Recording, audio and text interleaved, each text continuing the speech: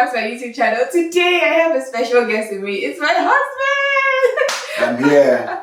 I'm so happy. I was dragged into this. Serious dragging, man. I was dragged into this. I don't get my husband being talk of what, but we praise God that he's here today. So, so we're talking about wedding planning, Nigerian wedding planning, and we started last week. Well, I started last week, and I wanted to bring my husband in because he was watching it and was like, "This is interesting," but you forgot this and this, and I was like, "Do you want to join?" And I was like, "Sure."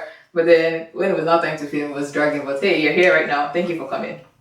Yeah, good to be on the show. Watch out for me. I'm coming. Okay, so what are we talking about today? What are the things that you think I forgot to talk about in the previous video? So, if you've not watched the video she did before, you could go I'll watch put it. it somewhere here. Yeah, and let me say subscribe to this channel because amazing stuff are here. Okay. So wedding planning. Let's see. If you're doing your wedding here in the abroad, we did ours here in Canada last year, and we're coming up to 1 year. Oh yes. So let's see. I think you want to start with the dates. Right, like because they're wedding seasons. Yes. Right, and the dates you pick can influence how much you're paying for the venue. It sounds silly, right? But everybody likes to get married, so it's like a hot season, and almost all the dates get booked quickly. And people even book like years in advance. So if you're looking to save some money, it's good to get married off season, which is like maybe like November to April-ish, because May to October is, or maybe even September are hot period. Yeah. So if you're looking to save some money, that can be wedding prime season. Yeah. So that's one big thing. Yeah, so and then I think for us in the process of doing it, let me say for us was kind of a hybrid. We did a DIY wedding planning. So you want to pick dates that are one that are convenient for yourself and your guests. Yeah. Keep in mind if you're having guests coming in, from abroad, America, London, US, Nigeria. Like in our case, you want to make sure that it's a season where the flights are cheap. Like if you do December, it especially you don't want to pick dates that people would have to take days off, and that will kind of affect your work. So pick days that are good. Weekends are nice. We chose a Sunday. For some reasons, for Sundays, venues give you a little fraction of the price. Yeah, it's a bit cheaper. But then even in all our plannings, we still somehow chose a long weekend, which made it expensive. So don't be like us. Think about a long weekend. The weekend of Labor Day is a very expensive weekend. Yeah, and not only is it expensive, a lot of things are booked. So which is just another thing. So when we're looking at hotels, like for our guests and for us as well, that place where you need to dress up in the morning with your guys and your girls. People usually do hotels, but we looked at the prices and they were double the amount for that weekend. And we're like, is it not just to wear clothes and snap picture? So we didn't want to be too cheap and do it in our house and it'll be looking scrummy or anything like that. So we said, okay, what's another option? So we did Airbnbs. And people usually, you don't realize that they're really nice Airbnbs that are made to look beautiful. And you can see these pictures online, right? So you can browse through Airbnb, look for options that work for you that are in a convenient location. Yeah. Think about your church venue, your reception venue. Yeah, because if not, that's when you'll be running late, because if you have to travel a whole 40 minutes between. So make it a reasonable time so that, and factor in that you have to, if you're going to have multiple ceremonies in one day.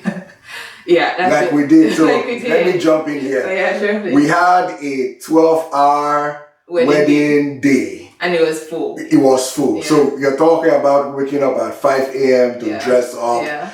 Traditional wedding in the morning at what? 7? No, 9. At 9 a.m. Yeah. 9 a.m. to about 11. Yeah. Then she went to go dress up. I went to go dress up. Yeah. Church. Then we had to come back to go take our pictures because we wanted to do pictures when we're fresh. Fresh makeup, not just out the sweating. Good skin shining. Yeah. So we had a venue to go take pictures, and then from there to the church.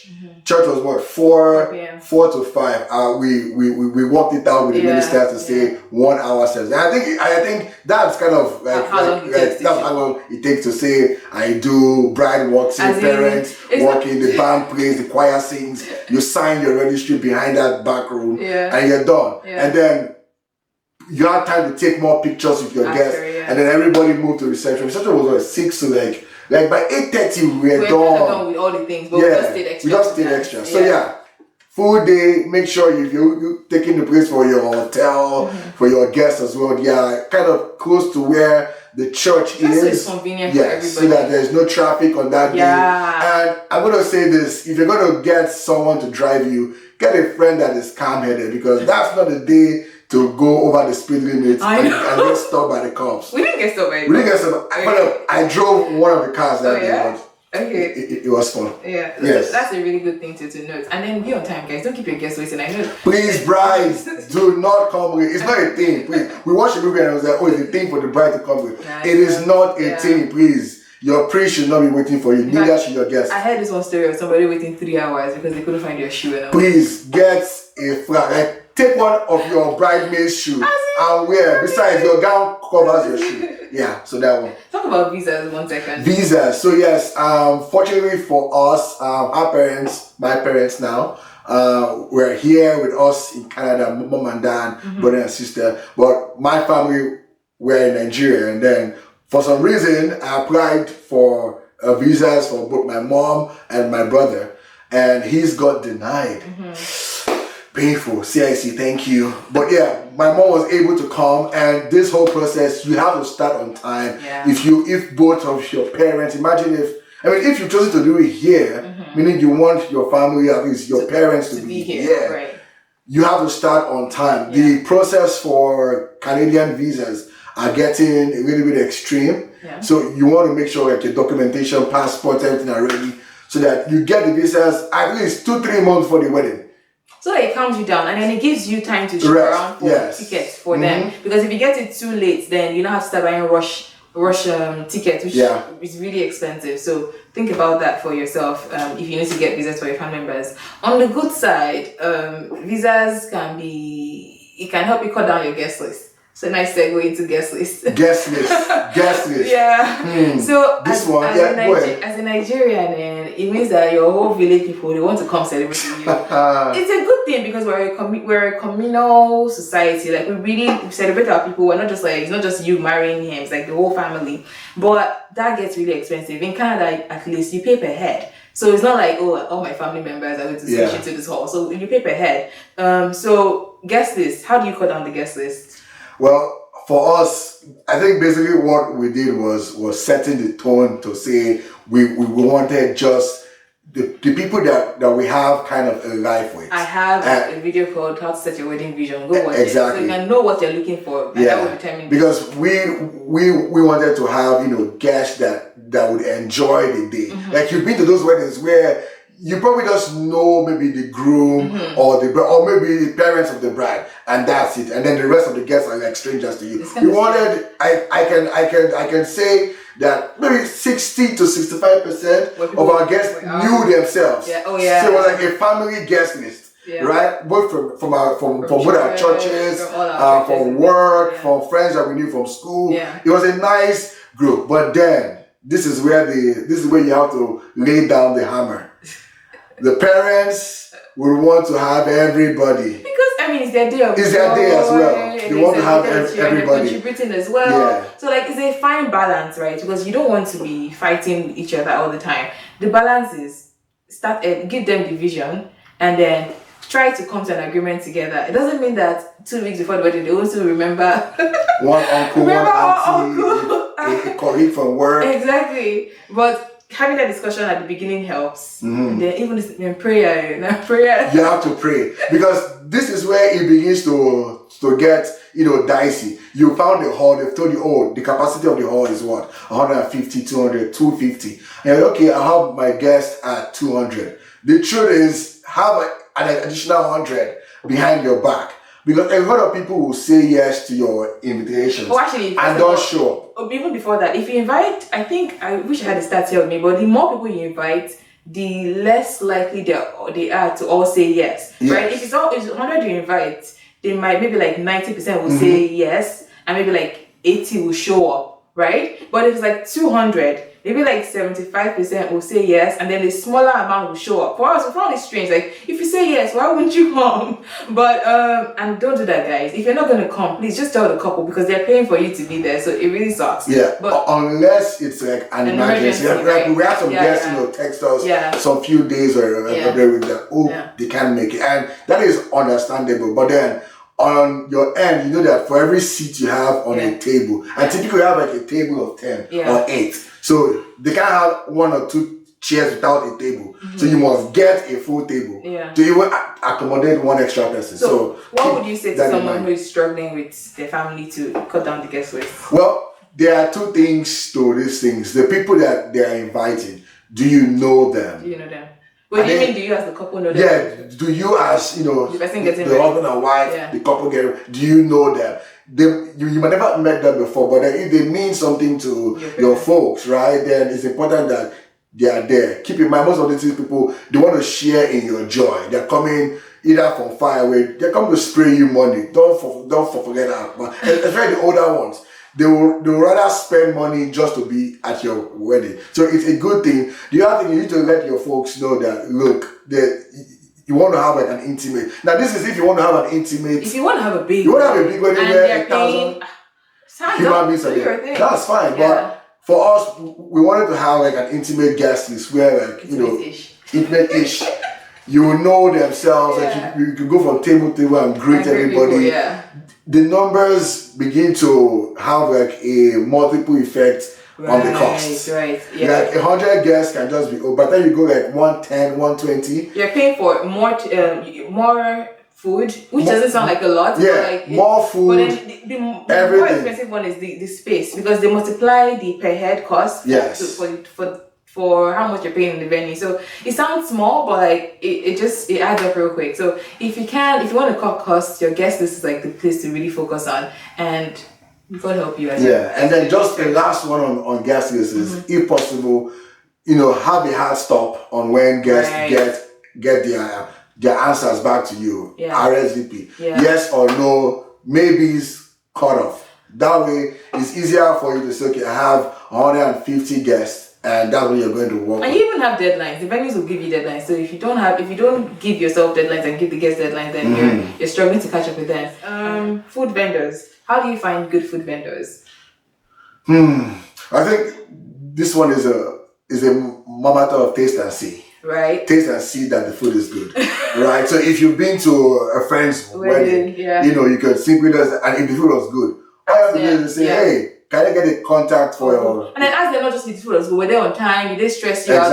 All the back end stuff. Let them give you proper recommendations, and talk to your aunties, all these church aunties, amazing people. Especially they know all these people. So connect with your family. Also, that say, if you need anything, please let me know. This is the time. That is an open check for you. That's an open check. Whenever somebody says, if you need anything during this period, and wedding period, everybody says that is your open check. And I'm not saying go ask them for like 10 grand. I'm asking like, okay, I need a contact for someone that can actually cater for my wedding. A good DJ, for sure. A company that will drive my wedding crew into the venue on time. Those are the kinds of things you can ask for. Yes. And they can take care of everything for you. All the calling and negotiating, they can help, because they said they want to help, right? So they can help with that. So make sure you use your contacts very well for OPR, other people resources. Very, very important. It's a thing. Okay, so that was helpful for us, and so grateful to all people that were helpful to us. If you're looking for food people in the GTA, maybe you can comment down, and I'll tell you who mine was, and do it good. What else? Church. If you're getting married in a church, right, you need to give them a heads up, because you need to make sure you fulfill all the requirements of counseling. You can't just go from engagement to marriage like that. There's a process. So I know people get wound up about, why are churches in our business, right? But it's because marriage is a big deal, and it's bigger than the wedding. So they want to make sure that you're prepared for this marriage thing that you say you want to get into, and it's in their best interest. It's in your best interest to be prepared for it, rather. So if they can help you prepare, do it. Sometimes you need 6 months or so to have a class, to have all the classes that are required, and to do all the tests and all of that, and to just make sure that you're ready for it. Yeah, and I think for a date as well, if your church is a church that you have events and concerts, conferences, you want to, let the pastor, the senior pastor of the church, the reverend of the church know in advance. That way they can slot you in the church's car, and then they say, okay, this week is free. Why that is important is so that all the departments, the service departments in church that would likely be busy doing something else, they are going to be available. I'm speaking from experience as well. So like a good example is the choir. Right, so that if they're going to sing for you, ushers are going to help seat your guests, your AV guys as well. Some of them might be summertime, some of them might want to travel. So you want to let these guys know that, hey, look, my wedding is going to be XYZ date. Please, if you're available, I would love it. And then most places is at no cost, right? It's free. But then if you're doing your church ceremony in another venue that's not your church, then they keep in mind that $500. You're going to pay the for officiants and you pay for the venue. So exactly, they're doing you a favor to even allow you to use the venue. So if you're getting married in the church, be grateful. What would you say about DIY wedding planning? Like just staying organized if you're doing it by yourself? Well, for one, I think it's good to try it out, but then it's a one-day event. But then enjoy the journey. So my wife now, she's a planner. So when he says I'm a planner, it's not like I plan for wedding. I'm generally a planner. Like I prepare for everything way in advance. So this is how I work. Yeah, and that means like documentation. Like we use Excel, we build. And I think she's going to put a link somewhere so where you can get the spreadsheet. Yeah. So like everything documented, and it was like, how much does your shoe cost? How much does your gown cost? How much is that hotel? It helps how much you stay on budget. Stay on budget. So it's just one day. Don't break the bank. For us, it was fun because every step of the way where we would like meet, and I'll let you know, I was in a city, she was in a different city. So every time we had a point to meet, it was wedding planning date. But it was also Google Docs we used. Shout out to Google Docs. Exactly. Google because we could share the same information. We could see everything we were looking at. And then I think it was more of like every time that we met, like I said, we would update each other. Oh, I was able to call the caterer, this is what they said. This is what they said. This is how much I paid. Wedding alteration dress cost $400. People. Yeah. Dress so are expensive. Yes, it was a DIY wedding planning, but we had a day of coordinator. Yeah, and I recommend that because you want to be able to enjoy the day as well. I found the wedding planning now cost really, really expensive, and just I thought that we wanted to have some involvement. We didn't want someone to do everything and then we just show up on the day. And we're pretty capable to plan things, so we just thought we'd treat this like a project. Look at the budget, look at all the activities that we need to do, look at all the resources we have, and then keep following up. And that's what we did. But on the day itself, you're the celebrant, so you want to be able to have somebody enjoy, dance, eat. Yeah, it was fun actually. And if I can give one wedding tip, is just calm down on the day and enjoy. I feel like I should have enjoyed it a little bit more. But I enjoyed it because it was dancing. After the trad, during the trad, I was too time conscious. So that's that. But to sum up, what is one takeaway from wedding planning? What would you say to people? I think for a lot of people, young people, if you're young age-wise, you have a lot of expectation because the world has shown you, Instagram has shown you what a wedding is. A wedding is a day's event. It's like every other party. Literally. Meaning that you're just going to wear, a nice suit, a fancy gown. Friends are going to come in. Exactly. I told her, rent a gown. She said no. So it's going to be a one-day event, and you don't want to be hung up on the little things. Don't major on the minors. Right? Like your major things, like that joining. Right. You're saying your vows. You're saying it with the cloud of witnesses that the Bible will say. You want to have your group, your gang, your wedding party dance with you. All the moves. A day to enjoy with family and friends, so and do it. Beginning of your union. Yeah, do it with joy. Let people help you. That's the truth. Let people help you. If you want to do a destination wedding, fine. Get your small group and go. Right? Let the wedding not be a day that people are going to be tensed. And for us that we're Christian believers. Pray for your wedding day. Pray for everything. Pray for everything. Rain, temperature, AC not working, late coming by the photographer, cake not coming out well. Just pray for every little thing. Pray for the health of your vendors. If they fall sick, I've been to weddings where photographers they don't do show, and then we have to like run and get a camera to take pictures. No, pray for everything, and just pray that the Lord God would help everybody that's going to be there. Your coordinator, your priest, your pastor, your reverend, your parents. It's an emotional day. They are going to be very emotional. And a little thing can spark like a fire. So you want to make sure that everybody is happy. Be the cheerleader that day. Like when you see people acting up, just tell them it's well, it's fine, calm down and enjoy the day. And then, swipe left and then it'll be done. It'll be done. But I think that's a really good thing you said. I would just add that don't break the bank. It's really easy to go overboard and just do the most. But be real with yourself. You know that after the wedding, you still need to move into a house, pay first month and last month's rent, furnish the place. You still need to wear clothes and be able to have and food. Eat. You don't want to be paying debtors after the wedding. You want to make sure that your account is still, happy with you after. So be reasonable with yourself. If you can't afford something, be real with yourself. But at the same time, don't be too cheap, right? Because it's a day that you will remember for a while. So, do stuff. Do something. Don't say, we should have done it. Right. But think about the right balance and save for the future, but also plan for this day. And then plan for life after. Life after is longer. Yeah. It's just one day. I don't think it might not be the best day of your life, but it will be a really great day, right? Yeah. Enjoy it. Enjoy it. That's all we've got to say for wedding planning. If you've enjoyed this series, this video, watch the previous one and like it. Tell us what you enjoyed the most. What would you add to this if you've gotten married or if you've planned your friend's wedding? What would you add to it? Leave a comment from you. For sure. And subscribe to my channel, guys. Subscribe right here. And then subscribe and share this video with someone. Thank you so much for watching, guys. Bye.